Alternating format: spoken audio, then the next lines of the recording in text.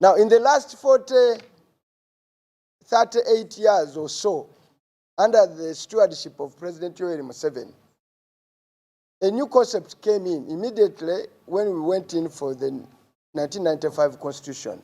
Those who had, were they leases, okay, all vibanja on public land for 10 years, on the day of promulgation of that Constitution, consequently became free holders of that land. That means they became true owners of that land in perpetuity, forever and ever, and they could inherit it to their children.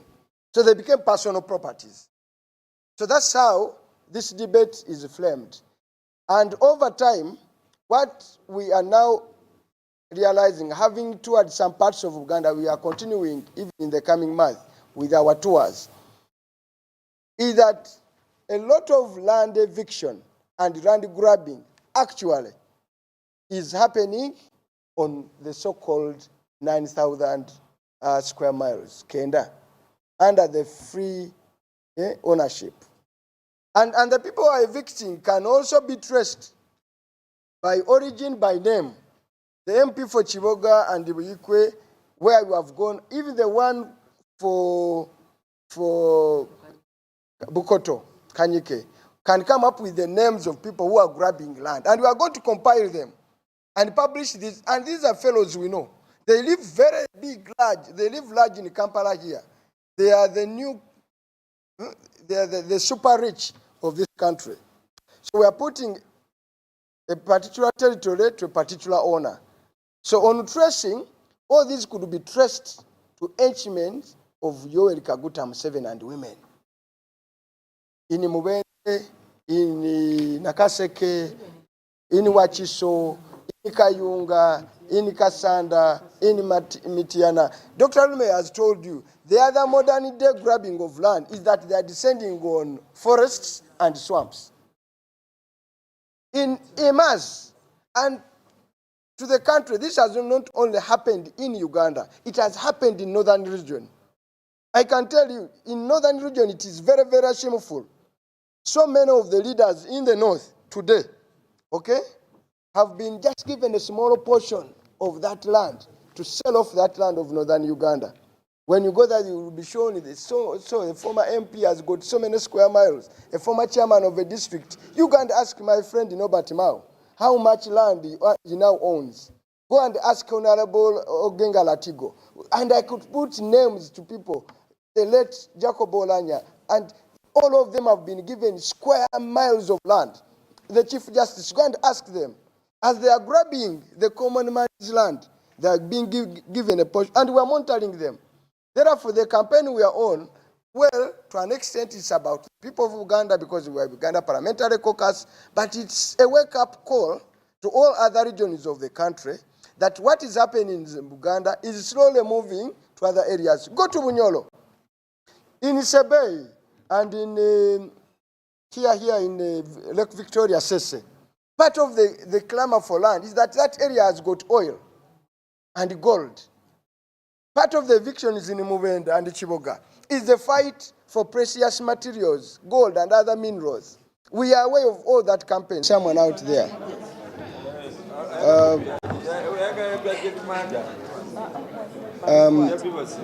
This land grabbing, to an extent, is responsible for the new artificial land prices in the country. Because one, you have people who grab, just look at this one. You have somebody who has grabbed land for free, okay? And paid 150, 300 to get an hectare of land. That is more than an acre of land. Now, the land he has acquired for that low price, okay, at a market value is for 500 million. But he has acquired it for a smaller amount of money.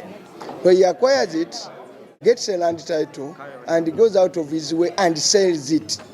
at the market price, what is perceived as the market price. Then when he gets this money, he goes to buy what for him he calls legitimate land. He gets public land, he sells public land as a freehold, he goes to buy mile land. Now for personal, not for business. So because he paid small money here, got a lot of money, he comes here and pays fairly unreasonable price because he has gotten excess money that is not legitimate. So land grab, because that's how the people in the racket of land grabbing are inflating the land price. So for you as media, you are saving in working hard as a journalist, as a banker. Here is someone who has literally gotten free money because he was able to go and get a huge chunk of land, free, literally, sold it, got a huge stack of money. He wants you to reinvest it in more land. Now, more secure land. Which more secure land? Not public land, but freehold land. So you are competing. So he inflates the price. As simple as that. It's because he got free money. That's the magic way it works. My prediction is that it will, as one said, it will become very political. Actually, it already is. The only relief you have is that a lot of young people that would have been fighting for this land are going out for Cheyo. Had it not been that avenue, I'm telling you, not even gunpowder would stop them descending on the street for them to be heard. My fear is that if you continue with this, it will be a struggle, and this struggle will not only take people who speak, it will turn violent. That's the fear.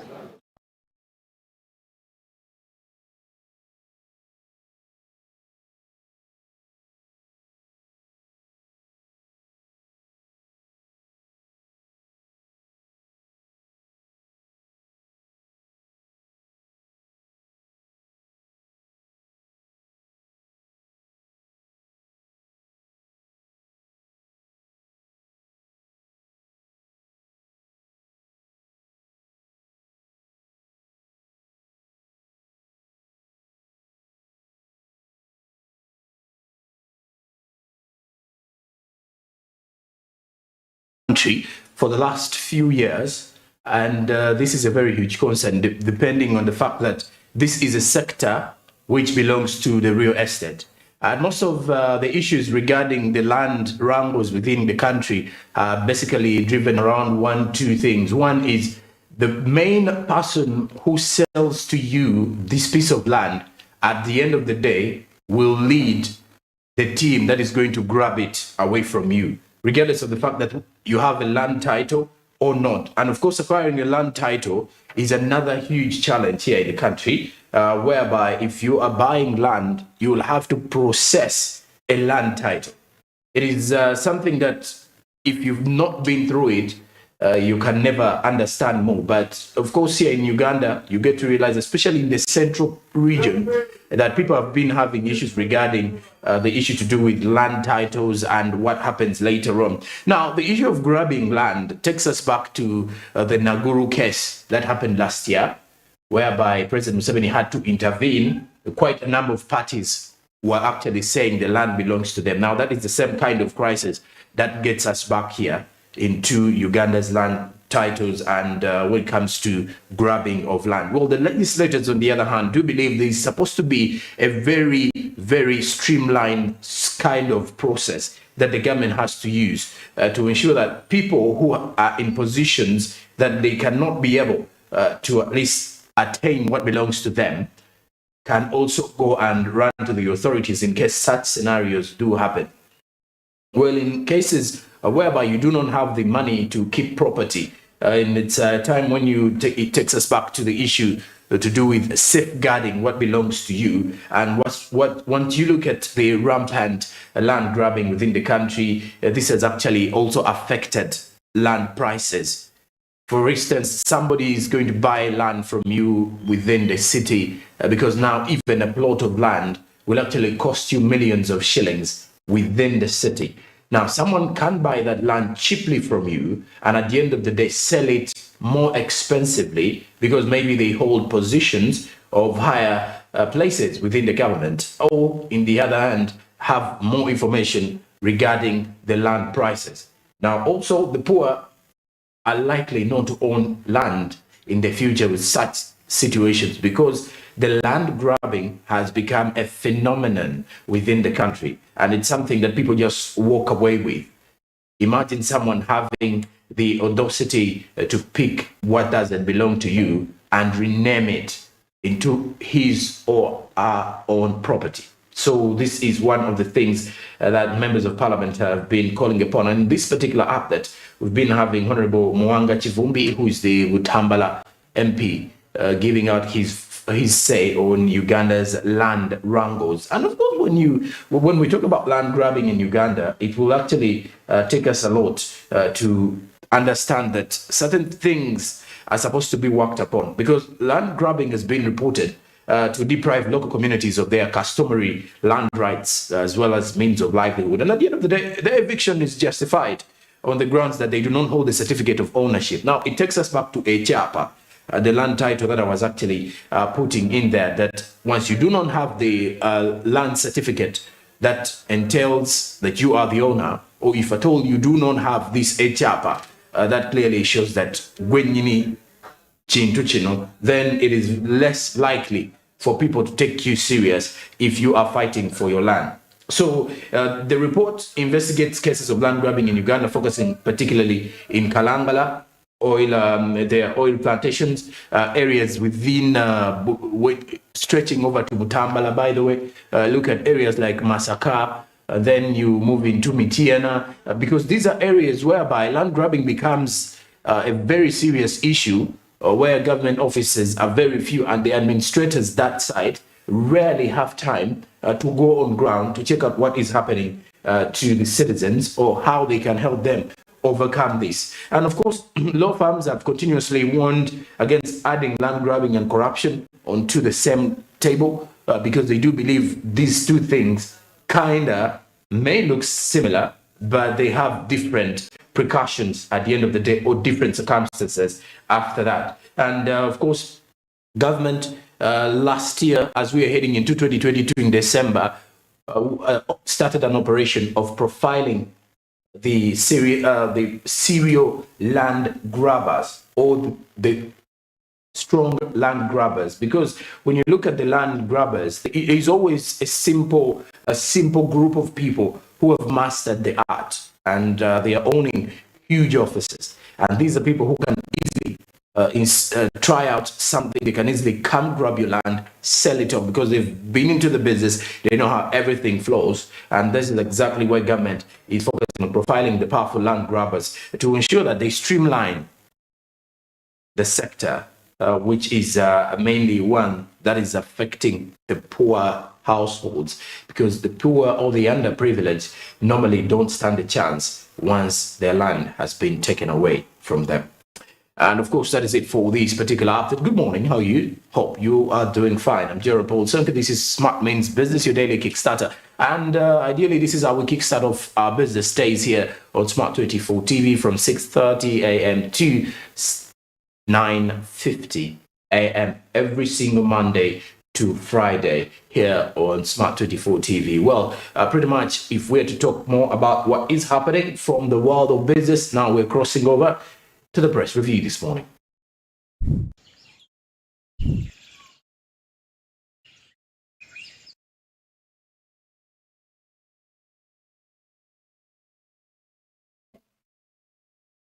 The New Vision has a headline saying government stops schools development fees. Of course, we've been through school and we've all agreed that schools normally have development fees. Me, who has got a chance to at least attend both public and private, I can easily tell you that the public schools have the least amount being paid for development fees. At the time of our time, by the time we were at school, by the way, you get to realize that development fees wasn't actually exceeding 100,000. And lately, when you track around private schools, you realize development fees is close to 500,000 Ugandan shillings. That is close to, if I'm to put it in a better context, around 500 to 600,000 Ugandan shillings in most of the private schools. Now, to the government schools, some of those who have at least increased the development fees range between 100,000 to 150,000. Back in the time, it was actually even 50,000 for development fees in some of the government schools, even those centered within the different towns or districts. So the government has stopped schools' development fees. The draft instrument lists items parents will not have to pay for, including the development fees here, one of the biggest one. President Museveni has been commended for skilling the youth, still with the new vision this morning, which youth have commended the president on the issue to do with government stopping schools from charging development fees. According to the draft statutory instrument, allowable school requirements are school uniform, including sportwear, scholastic materials such as books, pencils, and papers. So parents or students shall not pay these development fees to contribute to the purchase of a school van, for example. And then, on the other hand, as we continue to look at what is happening, Kampala City Council Authority has listed priority road repairs. The saga to do with potholes in the country has become an issue.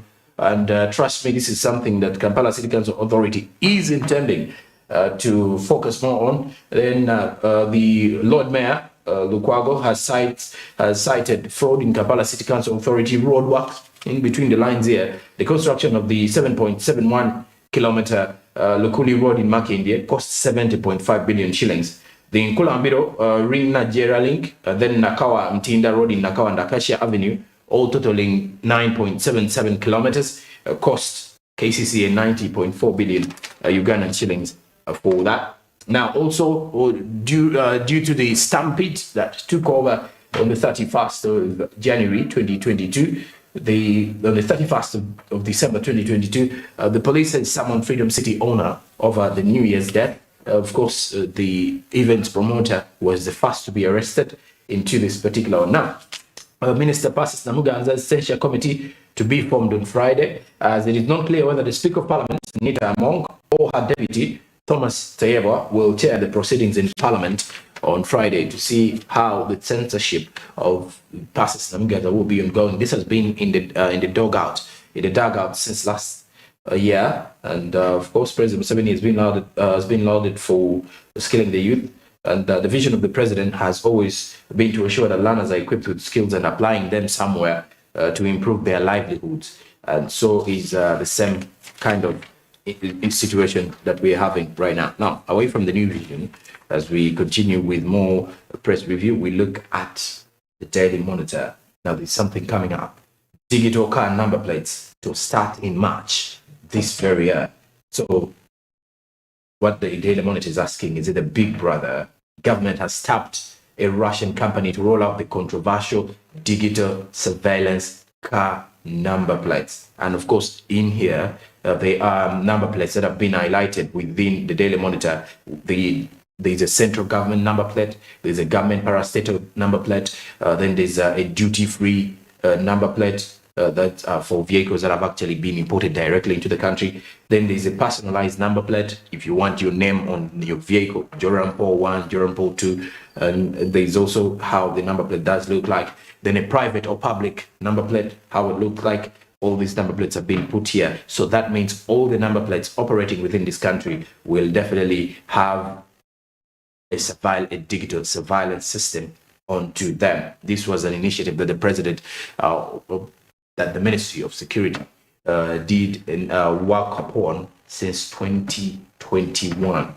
Now, also, roadworks, Kampala City Council Authority starts fixing potholes in all divisions. This is after a very huge issue. Every Ugandan is actually complaining about this other issue. And then also, on the other hand, farmers have been given heads up ahead of a dry spell that is likely to take over January and February. And also how Mbarara youth are thriving brick by brick. Another detailed report emerging from the real estate sector that has enabled a number of youth in Mbarara to earn and embrace bricklaying in order to get some good money. Then also government has delivered bridge over 20 years after making this pledge. Where has this bridge been set up? In Katakwi districts and Kapelebyong. So this connects Kapelebyong and Katakwi districts in there. So the farmers have been given a heads up ahead of the dry season, another one in that particular one. So you will have to get to experience that same issue. Now, also, government has laid out measures to improve the public sector. Which measures are those? That is also coming in with the Daily Monitor this Thursday morning. It is 5th of January 2023, week that does not look like it's rushing. Or is it making sure that January is January at the end of the day? But all is that in the press review. Now we're heading to the traffic updates. Which route would you definitely choose to use if you are definitely still at home? And of course, how best can you get to work in time? With the traffic updates this particular morning, we are now switching our eyes to see which route is free, which route looks busy, and how is the flow of traffic in Kampala.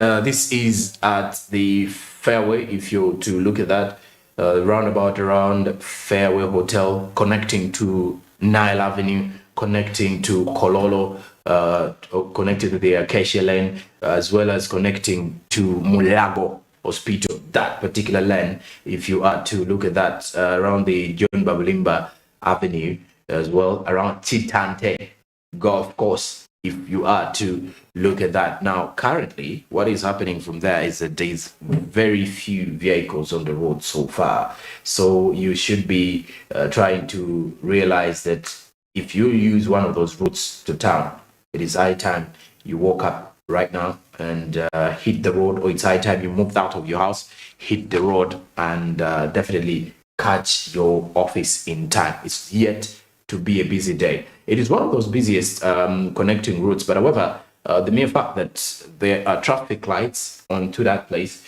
and there are traffic officers who are heavily deployed there from morning till evening time, apparently you will get to realize that the flow of traffic there is actually made more easier.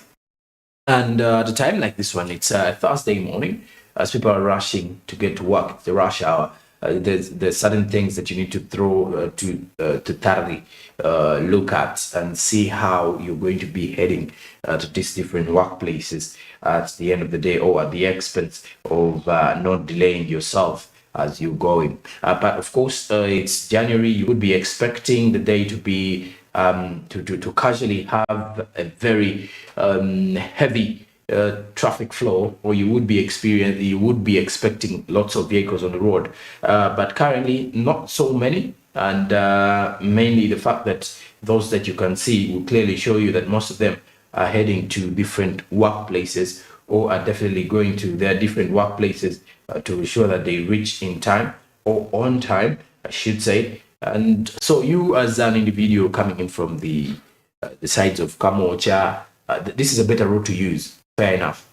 And you can stretch up Fairway, then head to Nakasero, then bam, you're into the CBD.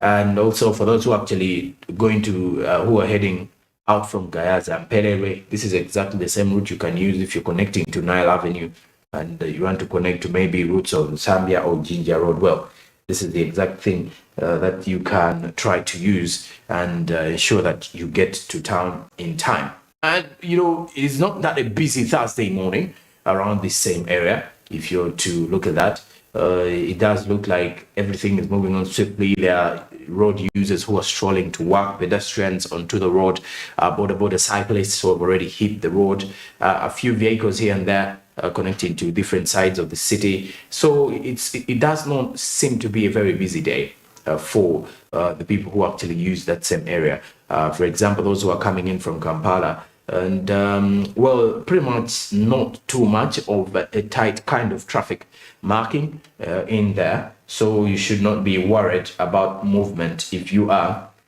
looking through the options of heading to town this particular morning. So it shouldn't be a worry. But when you look at the taxis that are apparently being seen at the stop off of the traffic lights, clearly show you that some of them are empty. And this again is more like a projection of what the IMF was saying with the country. Maybe that countries will be experiencing a recession, sort of, because ideally on a normal working month, most of these vehicles are filled up to capacity. The roads are too busy because it is already 7, and of course it's 25 minutes past the hour 7. And you will be expecting lots of vehicles and lots of people hitting the road at the same time. So it actually takes us back to Ginger Road, giving us images, giving us also another view of what happens around the Gayaza Mpelere route, what happens around the Wandegea Mulago, then also what happens at the Hoima Road, Nankulabi Hoima, then that is Nankulabi Hoima Road, Chikoni areas, then also going to Chibuye. Those are some of the busiest areas that you will definitely be experiencing the fact that most of the people who use those roads and use those lanes to connect to the city are normally filling it up to capacity. So, and clearly, if you were to wake up this particular morning, which route would you choose to use to connect to the city? This is exactly one that you could definitely think of. Because it does look like, as by the look of things, it does look like it's the easiest or possible way that one person can easily use at this moment. It does not look to be very busy or caught up in it. It does not simply look like it has been caught up in one or the other. So you can think about it, think about using it, and well, you never know how you will be getting throughout, or how you'll be getting into town this particular morning, as the clock is still ticking before it actually becomes too busy. At around hopefully that will be around 8 to around 9 a.m. and 8 to 10 a.m. So that is it from the traffic updates this particular morning. As you definitely say now, most of the vehicles are actually using the Acacia lane coming in from the sides of Kamocha and Bukoto. Clearly show you that now the traffic is now picking up a bit. Yes, so try to wake up in the morning, or try to get out of bed, get out of the living room, head to work, and try to use one of those routes. You never know how easy it would be for you as you're heading into town. And also, besides that, as we're heading into the break, Zabu is available for you, and how you can definitely make it out is by using the USSD code *292#. That is for the subscribers out there. *292# is *292# is the USSD code that you can use to buy, sell, or invest in bonds and securities. So it's that simple. With getting and investing in government bonds, choose a bond or a preferred maturity period for your bond, and you can register with your NIN if you have no account yet. And if you do have an account, do remember that it's just a minimum of 15,000 Ugandan shillings or more if you are to start your investment journey. The markets will be open at 8:15 a.m. because that's the opening time, and their closing time at 3:15 p.m. East African Standard Time. These markets close on public holidays and during the weekends. Zabu, my money, my future. All takes East Africa, do something new. Well, after the break, I'll be returning back with Karibu East Africa, and as well as looking at the SMB international news to see which areas has a lot of business updates coming up.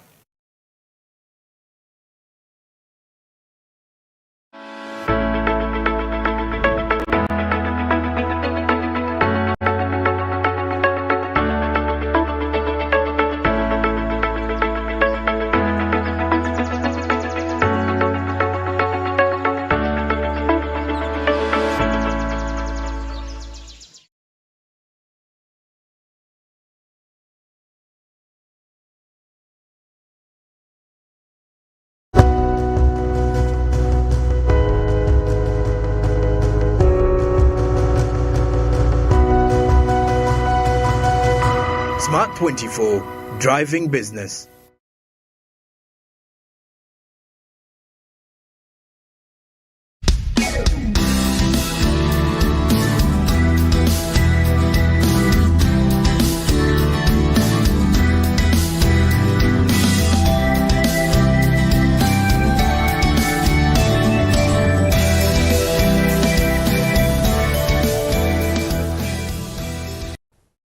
Uganda Development Corporation is a government-owned investment firm tasked with promoting Uganda's industrial and economic development. Soroti Fruit Factory is our flagship project. Its aim is to grow that business of adding value to fruits in this country. This country is endowed with a lot of resources. NADS OWC have been supplying inputs to farmers. The inputs are reaching a period where we need to add value. Talk about fruits, we are going to have a challenge if we don't move fast with the value addition component. So Soroti Fruit Factory is meant to address this gap, to process fruits and mainly oranges and mangoes. The Soroti Fruit Factory and Teju products are valid certification permits of UNBS because we renew them after 1 year. Our membership are normally primary cooperatives, and we have 59 primary cooperatives. But when you translate that into individual membership, we have close to 6,000 members. Our area of coverage is very large. We cover 10 districts. We have estimated 80 million fruiting trees in Teso. And every season, we have 2 seasons, first season and second season. First season, we normally get around over 800,000 tons. That's why you find, the farmers have to look for other markets like in Kenya, Rwanda, and sometimes Southern Sudan. We must clearly understand the aspect of a cooperative. A cooperative is a voluntary organization formed by members for the members, and it is democratic. They carry out their own decisions on how to perform. But for me, particularly the Soroti Fruit Factory was initially supposed to assist Soroti fruit growers. So what happens is that the government, in its wisdom, made a partnership. We organized the Soroti fruit growers into a cooperative society. This was an opportunity for them to come together. You produce differently, but you'll be able to market it together. We are in a race for development with other nations. This UDC is one hell of an ammunition that we can use for our country. So, but we need to oil the ammunition. UDC and government and private sector, let's get our act together. We are also the biggest makers of concentrate, orange concentrate and mango pulp in the country. For oranges, we buy Hamolin, Washington Navel, Valencia. We used to bring it fully from import. Now part of this import we substituted with the Soroti orange. Like that way, and in future also we are, because it is available in good quality fruits, pulps are available now here. Do take it to Soroti Fruit Factory. I have about 280 trees. Those oranges have enabled me to do so many things. I've educated my children now. Many of them have graduated.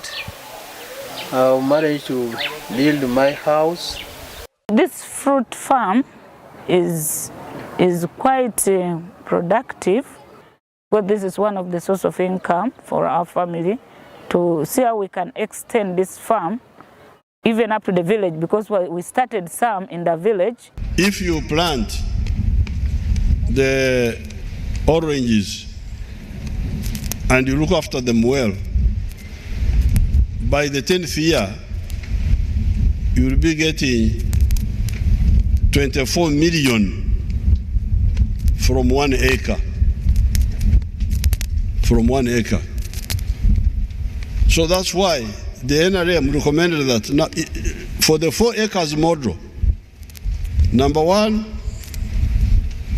coffee, if you are in an area which can grow coffee. Number two, fruits.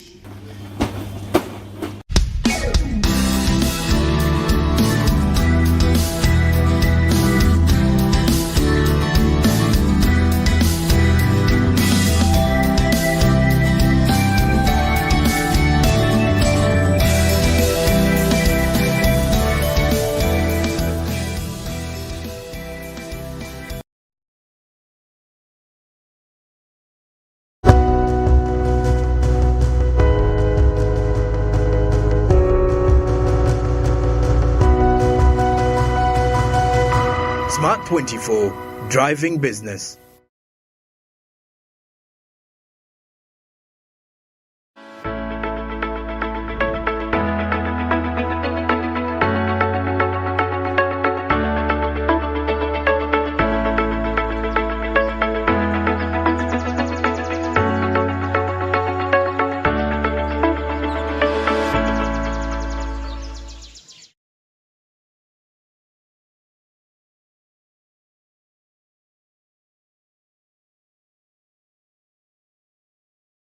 Our very fast report regarding Karibu, East Africa this morning. Now, trading in Kenya Airways shares has been suspended for another year. The local stock exchange did reveal this yesterday. As the troubled national carrier travels to and battles to return to profitability. When you look back last month, President William Ruto said the government was ready to sell its entire stake in the airline, which has been languishing deep in red for quite some good years. Kenya Airways shares have been suspended since July 2020 in the midst of the COVID-19 pandemic that devastated the global air travel. The government owns a 48.9% stake in Kenya Airways, while Air France, KLM, has 7.8%. Kenya Airways woes were excavated in November when pilots staged a days-long strike that led to hundreds of flights being cancelled and thousands of passengers stranded. Then Kenya Airways shares were first suspended in 2020 as lawmakers were considering a plan since it dropped for the state to take full ownership of the carrier. The airline, whose slogan is the Pride of Africa, was founded in 1977 following the demise of the East African Airways and now flies more than 4 million passengers to 42 destinations annually. But it's not made a profit since 2012, and the government has pumped in millions of dollars to keep it afloat. Last month, in announcing a new $447 million loan for Kenya under a 38-month aid program, the International Monetary Fund called for progress on structural reforms in Kenya, and the IMF highlighted that addressing vulnerabilities at Kenya Airways as well as the majority state-owned utility Kenya Power was very urgent. So in August, the airline reported an $81.5 million half-year loss, citing high fuel costs, though this was a marked improvement on the $94.6 million loss in the period, the same period last year. Then local media reports, citing a letter from Treasury Cabinet Secretary Njuguna Ndugu to the International Monetary Fund at the end of December, said Kenya Airways would be an additional state bailout of about $280 million in a mini budget, which is expected this month of January. So in 2021, trading or buying shares, trading in the Kenya Airways shares had been suspended for a year. Now it has again been suspended for another year simply because the national carrier isn't making any money whatsoever. You have to look at that. Now, away from the Kenya Airways, we look at the Kampala-Malaba railway upgrade, which is set to be complete next month, according to reports. The rehabilitation of the $301 million Kampala-Malaba meter gauge railway line is near completion with 95% of the work done. The contractor, which is the Chinese Railway and Bridge Corporation, CRBC, revealed these particular details. The first rehabilitation of the line started in February with funding from the African Development Bank and is due to be completed next month. The first phase included engineering design for the Kampala multimodal hub and refurbishment of the Kampala Namamve and Tororo Malaba sections totaling 28 kilometers. The second phase covered the environmental study and impact assessment, which also includes purchase of workshop equipment and rolling stock, including wagons and locomotives, as well as rehabilitation of the Namamve Tororo Port Belt line, Jinja Paya line, and Kampala Chengera sections totaling 245 kilometers. The Reli line, which is part of the northern corridor of the East African community linking Kampala to the port of Mombasa in Kenya, is expected to bolster railway services and lower the transportation costs on this particular one. Now, John Sengendo, the Uganda Railways Corporation Senior Public Relations and Communications Officer, said that in order to curb vandalism on the newly rehabilitated line, they are going to employ permanent inspectors and, of course, install sensors to detect broken points on the rails. And the second phase covered the environmental study and impact assessment, which is including a purchase of workshop equipment and rolling stock, which included wagons and locomotives, as well as the rehabilitation of Namamve Tororo, the Port Bell line, Jinja Paya line, and the Kampala Chengera sections, which total up to 245 kilometers if you're to add up the entire situation. Now, the Reli, which is part of the northern corridor of the East African community linking Kampala to the port of Mombasa in Kenya, is expected to bolster railway services and lower transportation costs, as the government of Uganda will be looking at funding the extension of the standard gauge railway from Naivasha up to Kampala. Well, on the other hand, the standard gauge railway from Mombasa stops at Naivasha before it switches to the meter gauge railway in here. And according to reports coming in now, the Kampala Malaba railway upgrade is set to be complete next month. That will be February. We shall be waiting to give you more of those particular details regarding the developments towards that. Now, that's it for Karibu East Africa this morning. Let's head to the SMB International News.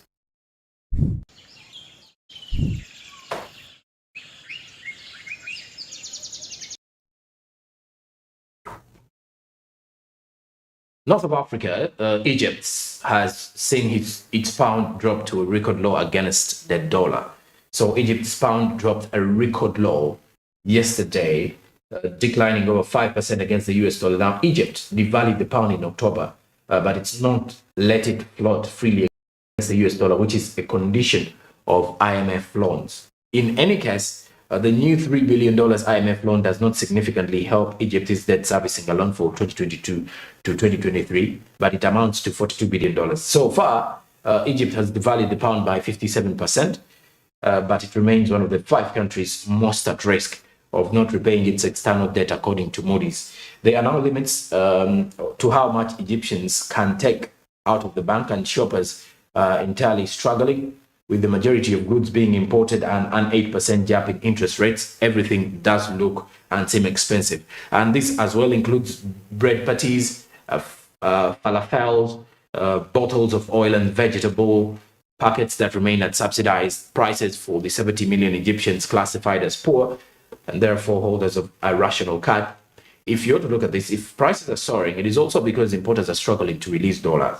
Currently, we have $7 billion of products which are blocked in ports, according to the authorities. Then several banks are now limiting withdrawals in dollars and have tripled the cost of using bank card, while at some changes.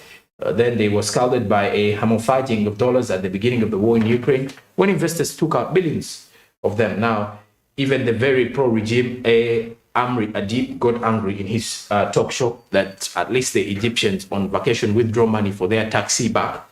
And then the Bank of Egypt has only $33.5 billion in reserve against a $41 billion back in February, including $28 billion in the form of deposits from Gulf allies. And its external debt has more than tripled in 10 years to 150 billion euros, if you're to look at the tough times ahead of Egypt. Now, the Minister of Transport has further proposed a solution to make tourists pay for the train in dollars.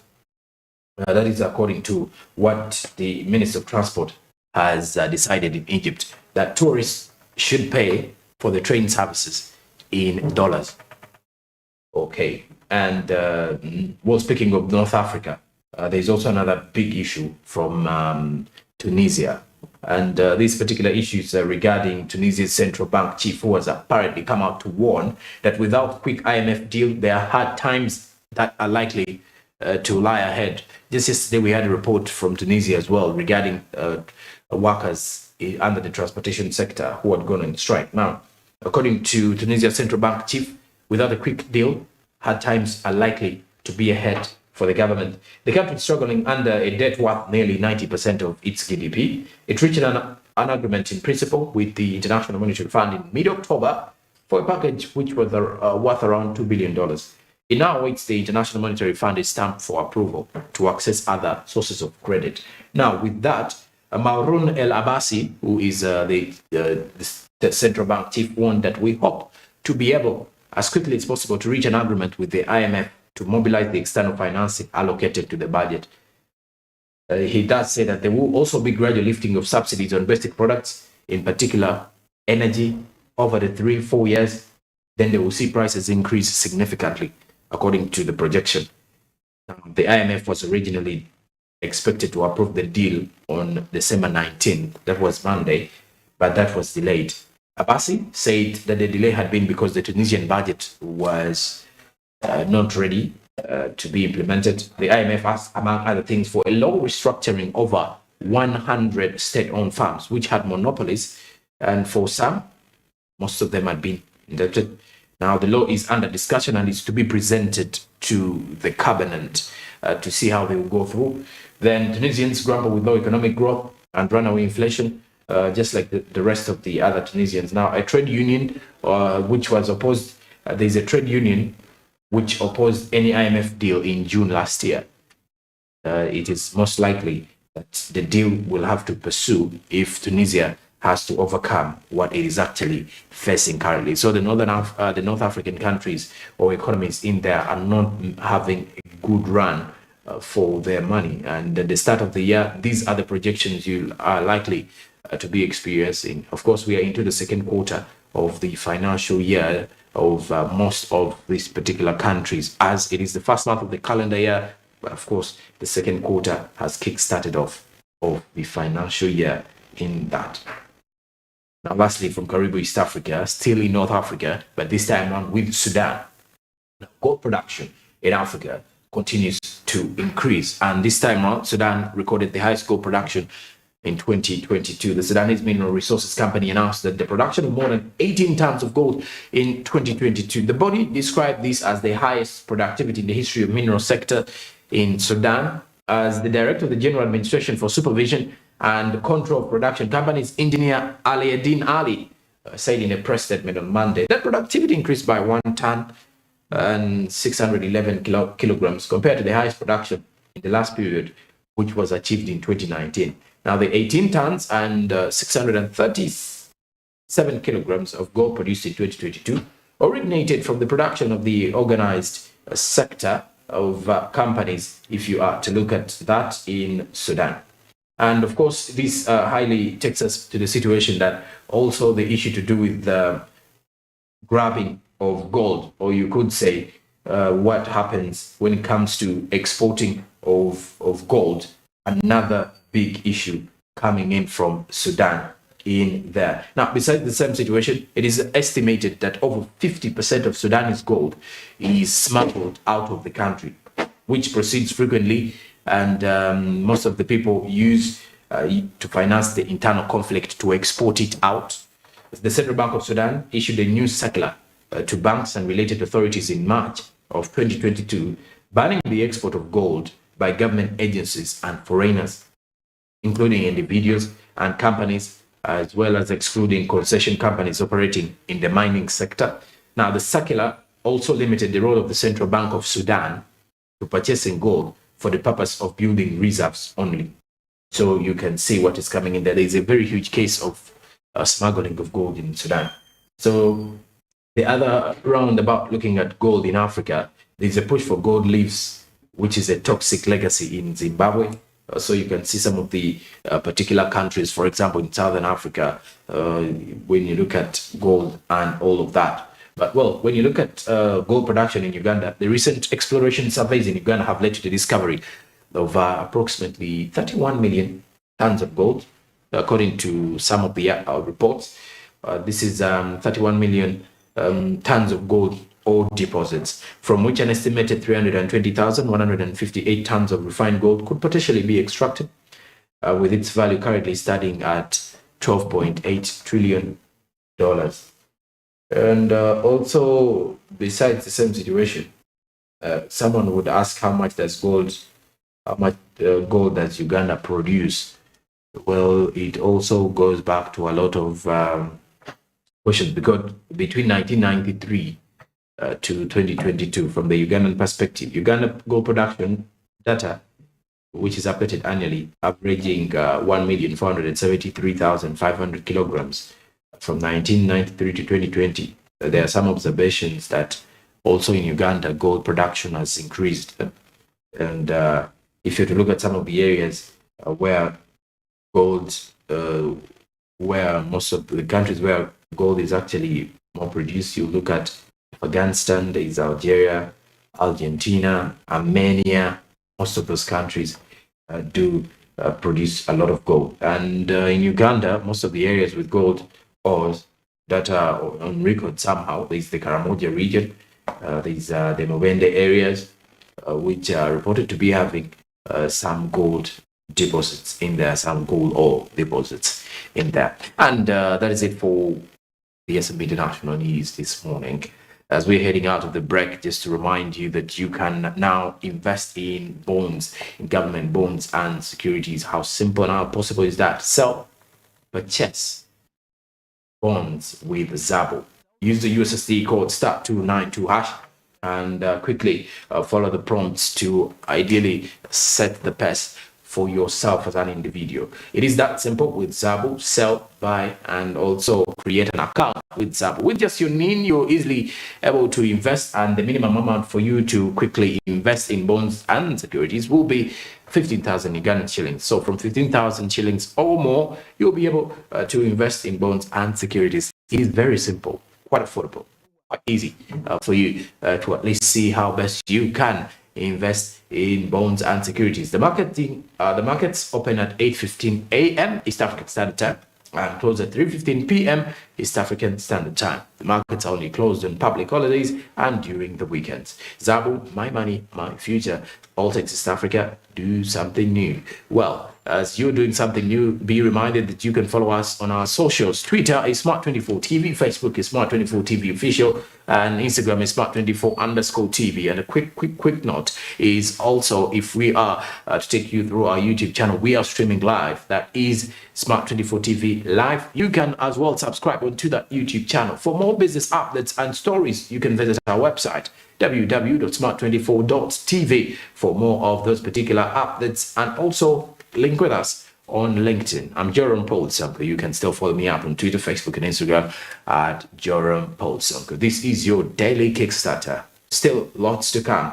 And into the third hour of the show, we shall be looking at steadily more of the social media trends. What is happening on the timeline? And of course, what are the big discussions on there? We have sports business coming up. It's Thursday, and that means we talk revenue and tax mobilization. And of course, we shall be breaking down for you another idea of understanding the taxes within the country. And of course, more to come, including more business updates on the role of the Tourism Committee in Parliament. Remember, Uganda was named amongst the top tourist destinations of 2023, and of course that clearly gives us a very insightful look at things from the tourism sector perspective. Keep it Smart24 TV and keep it SMB. I'll be right back after the break to give you more updates coming in from the business world this morning.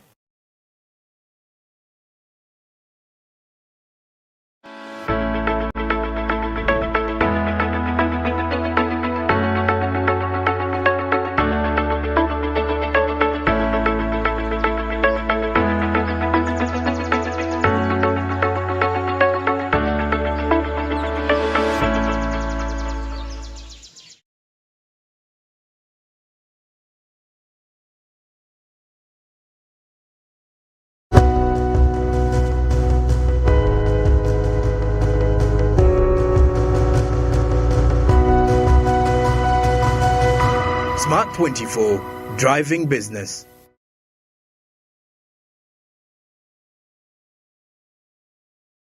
Say goodbye to paperwork and travel costs. Now every MTN customer can register to invest in securities anytime and anywhere with Zabu in a few simple steps. Step 1. Dial *292#. Step 2. Select option 1. Register with Zabu. Step 3. Enter your full names. Step 4. Enter your national identification number. Step 5. Enter your national identification card number. In 24 hours, you will receive an SMS confirming your registration. Congratulations, you are now ready to invest.